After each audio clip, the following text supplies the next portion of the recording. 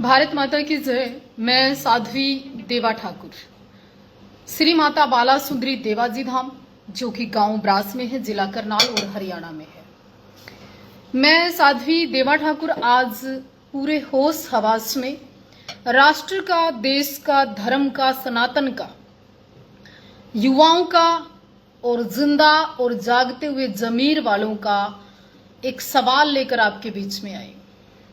उस सवाल से, उन प्रश्नों से, उन क्वेश्चन से अगर आप संतुष्ट, सहमत हैं तो मेरी वीडियो शेयर कर देना। और अगर मेरे प्रश्न नाजायज हैं, गलत हैं या विरोध करना ही आदत है, सपोर्ट नहीं करना है, तो फिर आप रहने देना।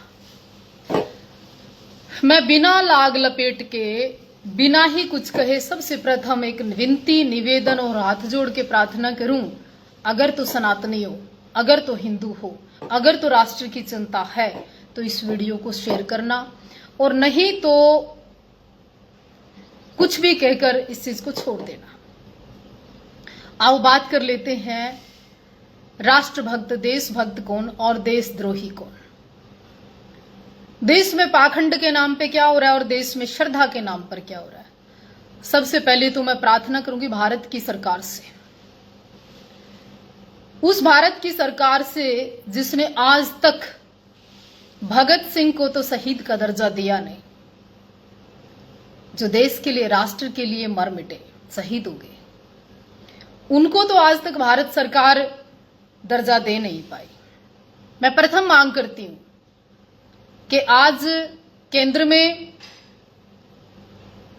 इस राष्ट्र की चिंता करने वाली, इस देश की चिंता करने वाली, इस धरोहर को बचाने वाली, हर व्यक्ति के सम्मान को सुरक्षित करने वाली, महिलाओं की आवाज उठाने वाली वो सरकार है, तो पहले तो आप भगत सिंह को शहीद का दर्जा दे दें। अब वो समय आ गया जब धारा 370 टूट सकती है, देश में राम मंदिर बन सकता है, तो अब भगत सिंह को भी शहीद का दर्जा मिल सकता है, मुझे उम्मीद है।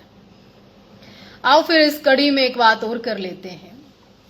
सुना है मैंने न्यूज चैनल के माध्यम से, काफी सोशल मीडिया पर आज चर्चा है, जो मैं शब्द कहने जा रही हूं तीखे हैं, कड़वे हैं, हो सकता है इसके बाद वो धमकियां आए, हो सकता है इसके बाद फिर बवाल हो, लेकिन जब बोलो तुम बारूद सा बोलो, नहीं तो चुप रहो, और जो चुप रहे वो पीढ़ियां नपुंसक हो गई।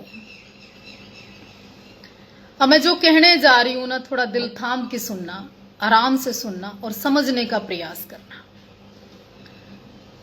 अगर इस देश में देशद्रोहियों को, राष्ट्रद्रोहियों को, आतंकवादियों को, देश के टुकड़े करने वालों को, देश में खालिस्तान की मांग करने वालों को, संविधान ना मानने वालों को, देश के पासपोर्ट को एग्री ना करने वाले को पैरोल मिल सकती है क्या?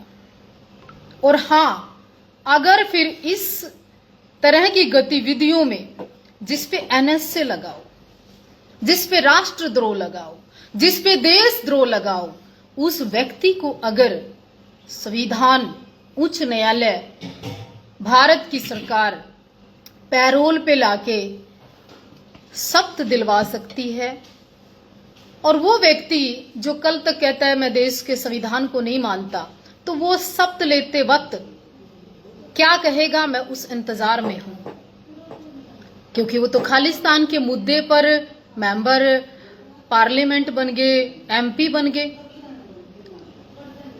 हां जी, मेंबर पार्लियामेंट बन गए, एमपी बन गए। उस व्यक्ति को अगर पैरोल देकर आप सांसद की कसम उठवा सकते हो, तो वो व्यक्ति संसद में खड़े होके, कानून के उस मंदिर में खड़े होके, उस लोकसभा के या देश का प्रतिनिधित्व जो करती है, उस मंदिर में खड़े होकर क्या बोलेगा कि मैं संविधान की शपथ लेता हूं, इस देश और राष्ट्र से गद्दारी नहीं करूंगा, या फिर ये कहेगा, और शपथ किन शब्दों में लेगा? शपथ तो उन्हीं शब्दों में लेनी पड़ेगी। लेकिन मैं पूछना चाहती हूं, फिर तो बिश्नोई को भी पैरोल मिलनी चाहिए। हाँ, लॉरेंस बिश्नोई की बात कर रही हूं मैं। फिर तो लॉरेंस बिश्नोई तो राष्ट्रभक्त भी है। लॉरेंस बिश्नोई तो फिर सनातन की बात भी करता है। वो तो भगत सिंह शाही मतलब सबकी बात करता है। वो तो सारे ही शहीदों का सम्मान करता है। उसके तो सनातन गौ भक्ति ये सारी चीजें लॉरेंस बिश्नोई के दिल और दिमाग में है। फिर उसको भी एक दिन की पैरोल दे देनी चाहिए। वो भी राम मंदिर दर्शन करना चाहता है, इसमें क्या बुराई है। और आने वाले समय में फिर लॉरेंस बिश्नोई को चुनाव लड़ना चाहिए और चुनाव लड़कर जीतना चाहिए और जीतकर फिर शपथ लेनी चाहिए।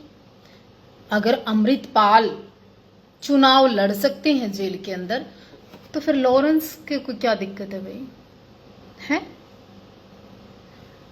अगर देश को तोड़ने वाला व्यक्ति, देश के टुकड़े करने वाला व्यक्ति, सनातन के खिलाफ व्यक्ति, देश के खिलाफ व्यक्ति, भारत माता को डायन कहने वाला व्यक्ति, तिरंगे को फाड़ने वाला व्यक्ति इस देश में चुनाव लड़कर चुनाव जीत सकता है, तो मैं पूछना चाहती हूं, जिस व्यक्ति के दिल में राष्ट्रभक्ति है, देश प्रेम है, भगत सिंह के प्रति सम्मान है, युवाओं का एक बड़ा तबका राष्ट्र और धर्म और सनातन और भगवे की बात करता है, तो फिर वो भी चुनाव लड़ ले और वो चुनाव लड़के जीत जाए और जीत के फिर संविधान की शपथ उठाए। फिर कहां गलत?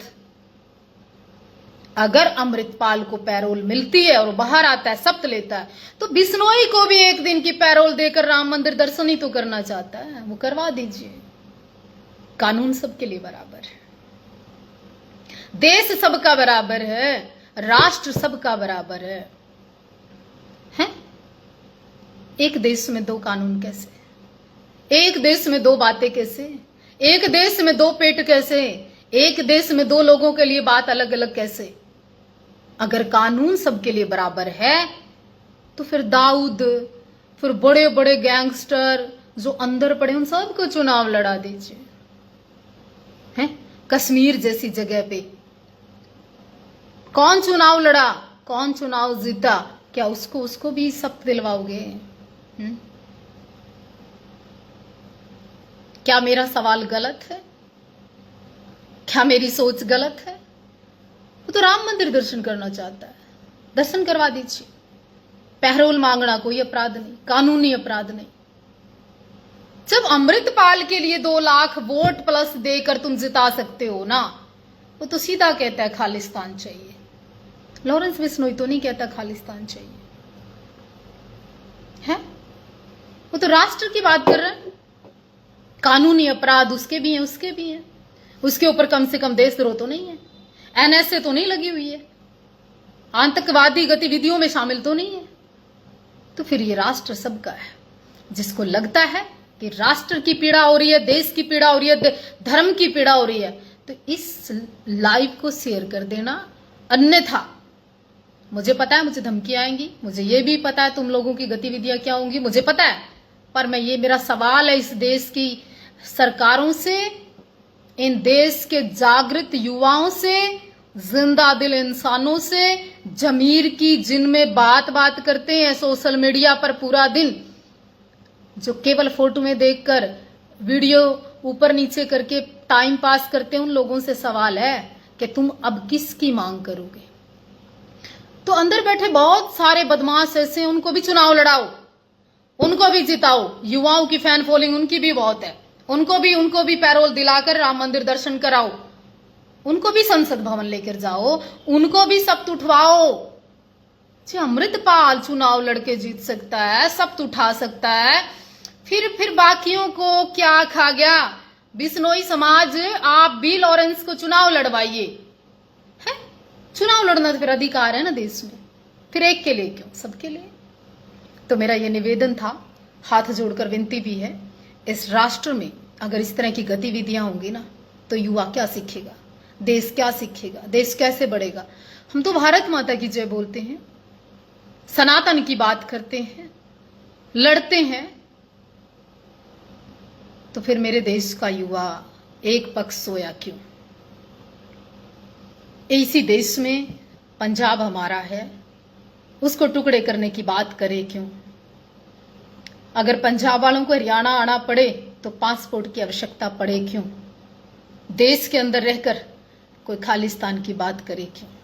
तो इस निवेदन के साथ मेरे लाइव को शेयर करने का प्रयास करें। मैं आपकी साध्वी देवा ठाकुर, और जितने क्वेश्चन मैंने किए उनको दोबारा सुने। अगर देशभक्त तुम्हारी नजरों में आज कौन, उसके लिए कमेंट्स करें। तुम्हारी नजरों में राष्ट्रभक्त कौन, उसके लिए कमेंट्स करें। क्या अमृतपाल को शपथ उठानी चाहिए? क्या अमृतपाल राष्ट्रभक्त है? क्या अमृतपाल देश के कानून को मानेगा? क्या अमृतपाल संसद में खड़े होकर कहेगा मैं संविधान की कसम खाता हूं, जिस संविधान को वो मानता ही नहीं, जिस पासपोर्ट को वो मानता ही नहीं? तो मेरा सवाल है, जवाब आप लोगों के। जय हिंद, नमस्कार।